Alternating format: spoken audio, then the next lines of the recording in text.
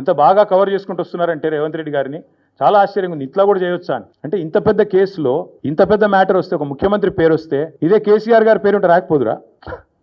ఇదే కేసీఆర్ గారి పేరుంటే కోతికి కొబ్బరి చిప్ప దొరికినట్టు కొంతమంది సంబరాలు చేసుకుంటూ పేపర్ల నిండా తాటికాయంత అక్షరాలతో రాసేటోళ్ళు ఇలా రేవంత్ రెడ్డి గారికి కవరింగ్ ఇచ్చేందుకు చాలా కష్టపడి కాపాడుతున్నారు. వారందరికీ నేను చేసే విజ్ఞప్తి ఒకటే, మీరు ఎన్ని చేసినా, ఎంత గింజుకున్నా, ఈ మీడియా సంస్థలు ఎంత తాపత్రయపడ్డా, ఆయన మీకు ఎంత అడ్వర్టైజ్మెంట్లు ఇచ్చినా, ఎన్ని రకాలుగా మిమ్మల్ని ఫోన్ చేసి బెదిరించినా, ప్రజలకు విషయం అర్థమైపోయింది.